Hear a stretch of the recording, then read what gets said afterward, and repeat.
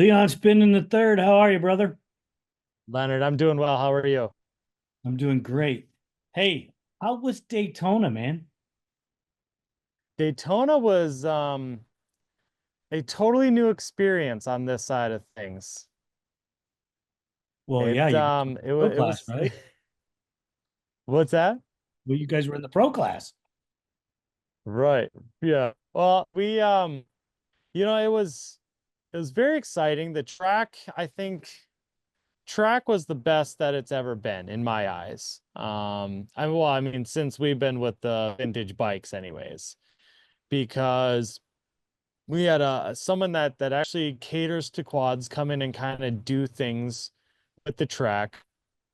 The ATVs we had our own section. They're called the pro. It was the pro section from the day before, but we got to ride that instead of being stuck in the cutoff track that the vintage guys rode.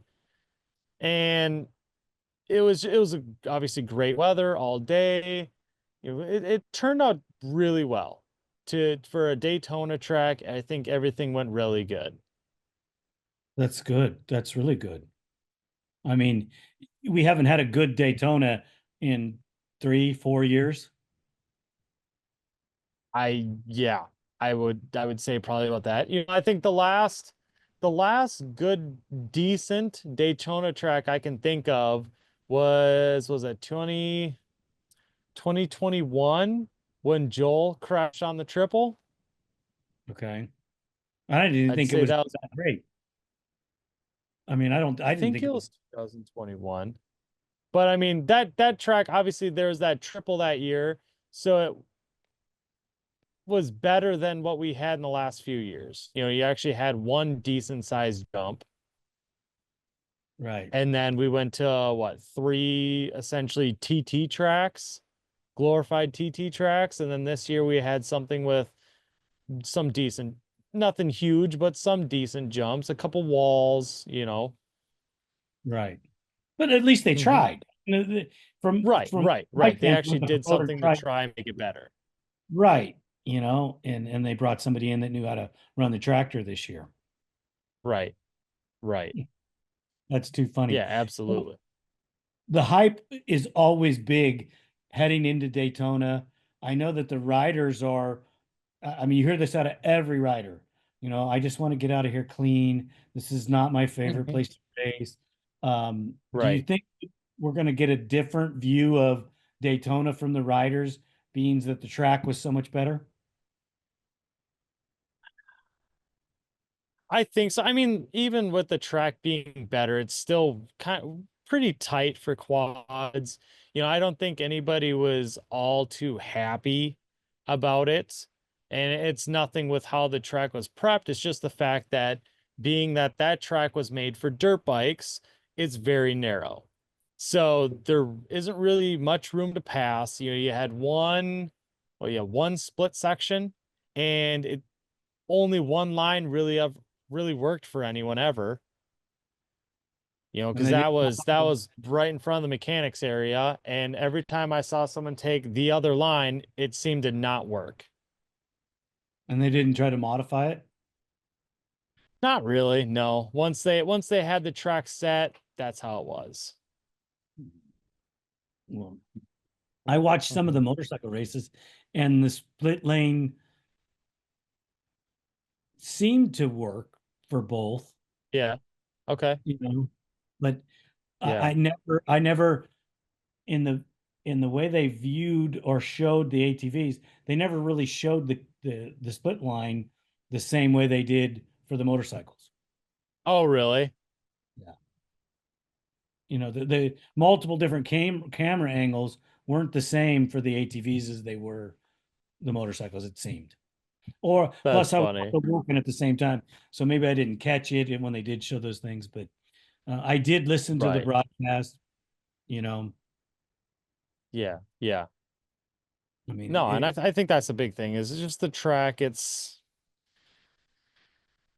never what we could have essentially. It could always be mostly a little bit wider, would make for a little bit better racing. And like I said, on that split line, I'm not saying that if you took be outside to inside, that it was a disadvantage. But it, anytime you would do the opposite line than someone else, it didn't give you an advantage. Right. Right. I Hmm. get it. I get it.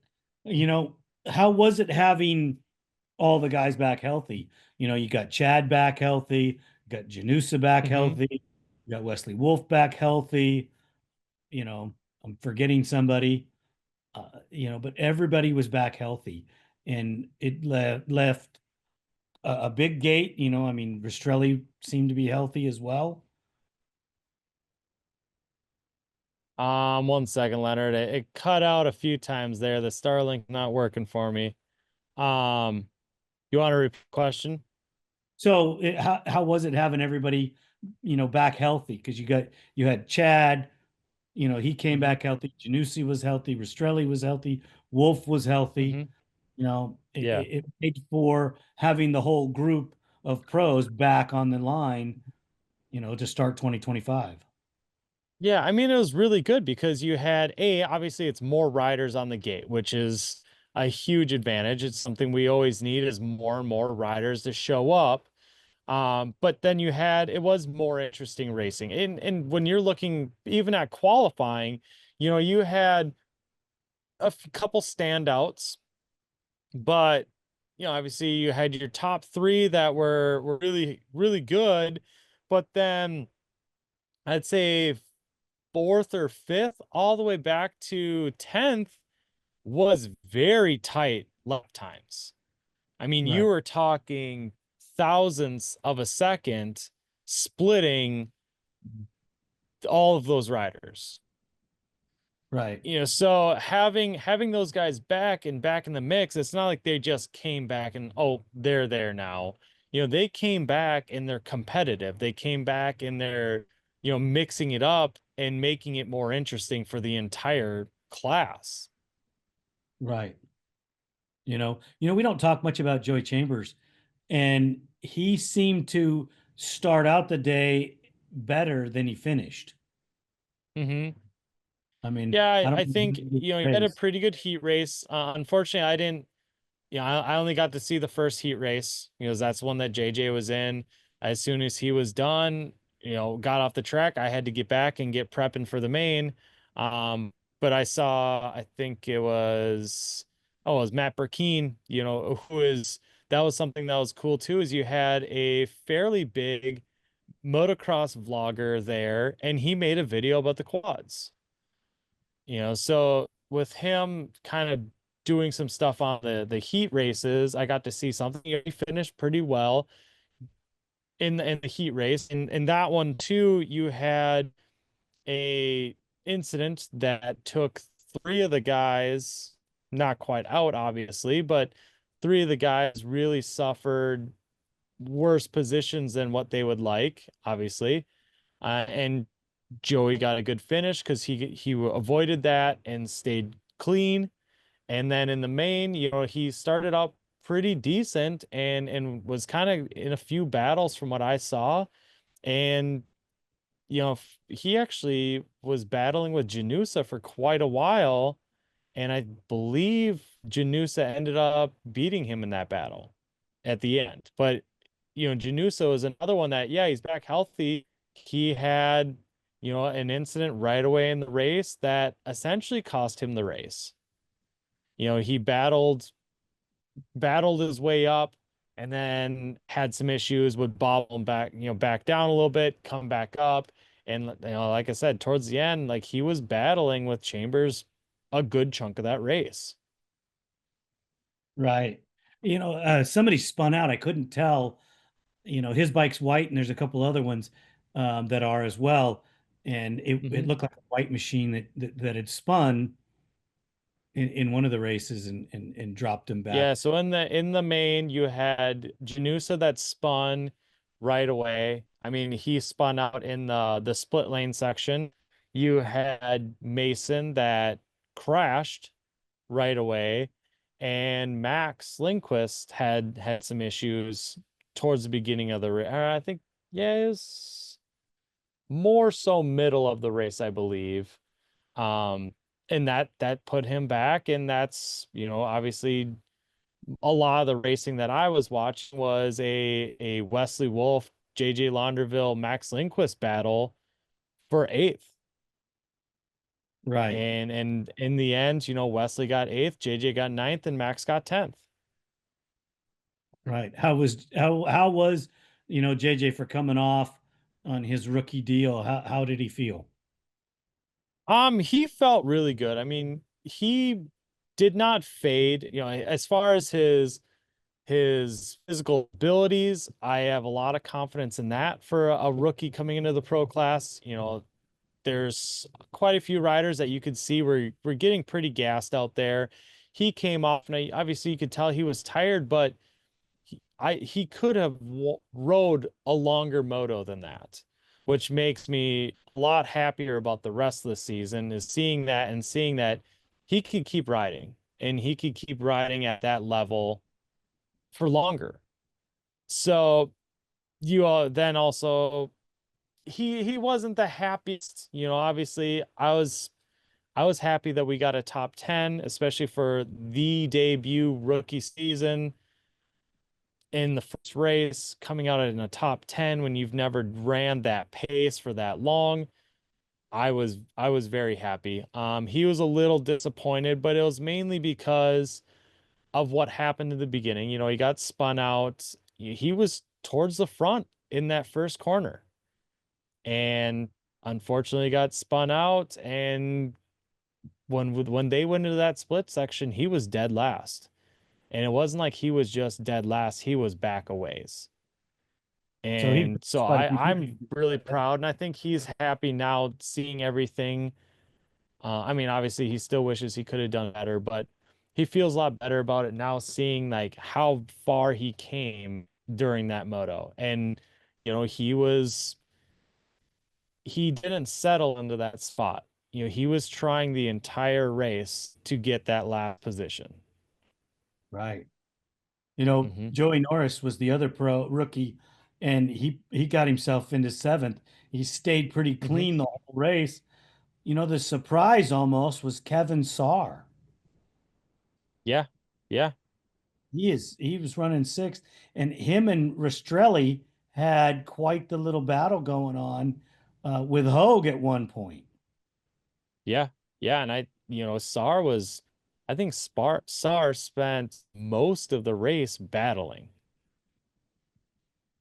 Didn't He, Janusa up in there with them at one point, and that he had his problem, and that moved him back? so yeah, Janus had moved his way up, and then he had a few different issues. I know at one point he almost had a bobble, and that's what set him back a good ways. I don't think he ever got that high. I don't remember. I thought that somebody I know else. Max was up there, and he had an issue, and I couldn't see what it was, but that's where Wesley and JJ passed Max. Okay. Yeah, the Hmm. the front runners, Joel, Bryce, and Chad seemed to be clean the whole race with nobody challenged Yeah. them. They didn't seem to have any issues. Um, I don't remember if Brandon was that close behind Chad or not. Chad had a pretty decent gap on Hogue. I believe Hogue was trying to fight, and towards the end he was gaining a little bit, but Chad had a pretty comfortable third, Bryce had a comfortable second, and Joel had a really comfortable first. How many people do you think went in with the mindset, we're just going to get out of here clean, and where we come out, we're comfortable, we're in a good spot. Let's just be here and not worry about it.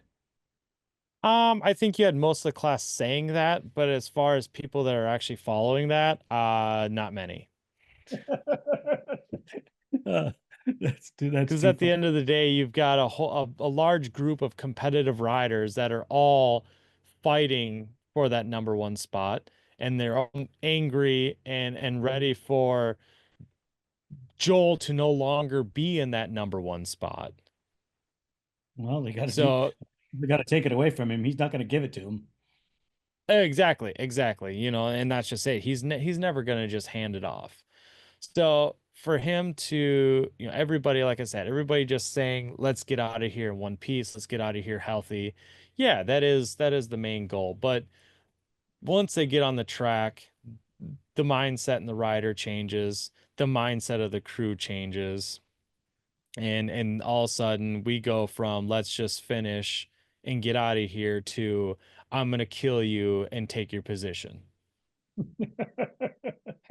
I love that. I mean, well, that's the way they're supposed to rate, for in the outdoor. I think that this round two that's coming up, because of the money and the way they're dividing that up and the points that they can earn, oh boy, that's Hmm. going to be Yeah, yeah, I think this one's going to be very interesting. And, obviously we've talked about it, about the track and everything. It's a fat track. It is a long and fast track. I mean, they're looking at about 2 minute lap times. So, we're looking at three shorter motos. They're not going to get as many laps in, clearly. And compared to some of these tracks that we've been riding on, with how long this one is, you're going to get even less laps because you're on the track longer. right. Right. Well, I think So that's I think it's really going to great. change things up. And I think some of these more green riders that are moving up, and as well as some of our riders that were out for even part or a good chunk of the season, it's going to be not really an advantage, but it's going to help them out a little bit because we're not just going after a pace race, set your pace and be comfortable there. We're back to more of a sprint. Exactly. When you guys were at Daytona, beings that you had to ride with the vintage motorcycles, um, Hmm. was the downtime between motos an issue for any of the guys? I know you had two qualifiers, you had your two heats, and then you had your main for the day. Um, Hmm. they got to see the track quite a few times. Was it okay because it was broke down like that, or were the guys wanting the day to go a little faster? I think, I think it was okay, but yeah, I mean, for the most part, we're used to the day going a little quicker than that.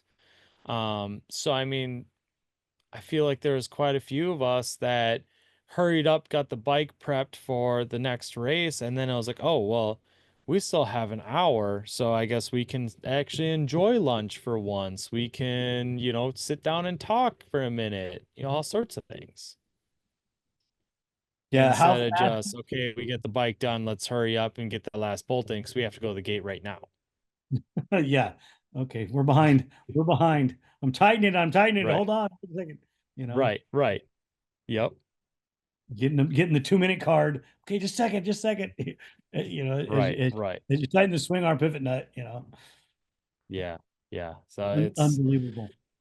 So it right. was a good experience for you guys to be, in the race car pits, where you could be a little bit more relaxed. If there would have been bad Mhm. weather, you would have been covered. Made it even better, didn't it? Yeah. Yeah, I think, well, not just it, you go to go to Daytona. I think all of us at this point know that this isn't the best race of the year, but it is our opener, and it's where you're going to see, you could see spirits broken at this race. You could see some spirits that are lifted in this race. And it's, if you are a racing fan at all, being at this track is cool because it is Daytona. And obviously you have the Daytona 500 there. You've got, a bunch of 24-hour, the IMSA race, all sorts of things that are there. So just being there in the environment's like, wow, like I kept looking around this place thinking, wow, this has to be expensive to run. But it's a very cool environment to be there. And we are in the garages. So setting up and tearing down is a lot easier. If there is bad weather, we're under shelter. There's a lot of different things with this race, period. And it's just, you know, whether or not they want us there, I don't know. I tried doing some different things after the Daytona race and tried to do like a little press conference type deal, and the employees clearly did not want me doing that because they were dragging trash cans across the floor in front of us and all sorts of things. So it's just, They wanted you guys out of there. yeah, they wanted us out of there for sure. And even though that we were all told that we could be there until 10 o'clock the next morning. And how many of the guys wanted to stay overnight, and how many of the guys wanted to get on the road? Well, it all depended on where you were coming from. Obviously we were, especially after Tuesday, we all knew that we needed to be up here at Deckers before Friday. So even our plans changed, that night. So you had a good amount of people that stayed there because you got done racing. Our last moto was at 4 o'clock. So we got done racing, got cleaned up and everything. Well, now you've got what, 5.5 hour drive from there to Deckers. So a lot of people just stayed the night so we could drive up in the morning. Right. Not like you were going to get to do anything other than, set up, right? Right, right. Well, I mean, obviously, like for myself, I had to prep a bike and get it ready for tomorrow. And being that the Decker race is so close to the Daytona race anyways, I didn't go full in depth on how I usually would on a bike service. A bike service usually takes me more than one day, just with how much I strip it down and go through things. But the one thing that kind of saved me on that is the fact that it was a brand new bike come Tuesday morning. Speaking of that, not to interrupt what you're telling me, Hmm? is how better was the facility? So how much less damage or how much less wear was put on the machine? Um, I mean, I wouldn't necessarily put less wear. It's just that it's so soon in the season that the bike wasn't as worn out yet. We're bringing in brand new bikes to that gate instead of bikes that have, two or three rounds on them. So all the bearings are brand new, all the grease is brand new. You're not worrying about stuff that's got everything blown out of it yet. Right, right. But at That's the same time, it was a sandier track that, I mean, it wasn't too muddy, it wasn't too dry. There's a little bit of dust in the air. I ran the same air filter all day long. And part of that has to do with the air box that I'm running on JJ's machine now, but I would check it every single time and that filter was perfect. Leon. I'm just kidding. I'm just kidding. I was gonna say should have changed that. No, it's all right. Every once in a while you get into an environment that's like that you can run Right. that. And it's crazy because usually, I mean, normally it's every time he comes off, I'm putting a new air filter on that machine. Doesn't matter what track we're at. In Daytona is one of the main ones, but it it just wasn't the track conditions weren't as abusive. Right. I believe that. So explain to me a little bit about the after race press conference. What happened and how did that roll for you? So obviously I've been in this for a long time now, Leonard, and this is actually something that my wife Courtney and I have talked about for, I mean, actually since 2021, that we've been talking about this, and I decided to just, it's time to do this. So I have actually started my own podcast as well that is kind of going into its own completely separate direction. Obviously we got ATV Talk, you got you. I love coming on here and helping you out. We've got another ATV podcast that's fairly large, and I saw a hole that I felt needed to be filled. And with me being at every race and seeing, watching Supercross, which is going on currently, there is press conferences after the race where the riders, fresh off the track can give their perspective of their day, the race, things like that. And so I decided to do that at Daytona. And I plan on doing that at every race, is just sitting down and talking to the three podium guys, and if hopefully it can evolve into something more. And I also see a giant hole in promoting, obviously promoting ATV racing as a whole is lacking. And it seems like, you and I come on here and we preach all about the national scene, but there's other racing that's out there as well that I think needs promoted. And there's other riders than just the pro riders that I feel like need promoted. And so with my new podcast, Four Wheel Frenzy, that I have made, I would like to bring forward some of these other topics that other people don't want to or don't really have the time to cover. And it's something that I feel like, as someone that's passionate about ATVs like you are, I feel like it's something else that I could help out with. Well, that's great. We can never get enough Mhm. media and enough exposure. So keep it up. And Right. if there's anything that ATV Talk can do to help you out, we'd be more than glad to. Yeah. And obviously, like I said, I'm not going anywhere. You're stuck with me, Leonard. That's great. Well, we tried to do the press conference thing a few times Yeah, for the motocross guys. It's very difficult because I was on the West Coast. it is. We did some Right. press conferences on the West Coast for the work series, and it Right. was great. I mean, we had a lot of great feedback. Yeah. They're difficult to set up. They're difficult to get participation. Um, Hmm. some of those guys want to get on the road and get out of there. Right. Right. And that's the nice thing about, especially for the pro class. And I've had a lot of people like, oh, you should, like, I would love to do the pro am class as well. I would love to try to do some of the amateur classes also, but the pro class only runs on Saturday. And so Saturday, well, especially for my position that I'm in now, I have, for the 2025 season, I have retired from racing the nationals myself. I'm just going to ride for fun on the Friday practices. I'm going to race local series in Ohio, but so Saturday, my entire day is Jaden Launderville and the bike that he's racing. So once Right. he is done off the track, he has an autograph session that he has to attend. I will be attending to his bike. Once that is done, I can sit down with the three podium guys from the pro class, have a little chat with them. And if there's enough interest, we'll go beyond the top three.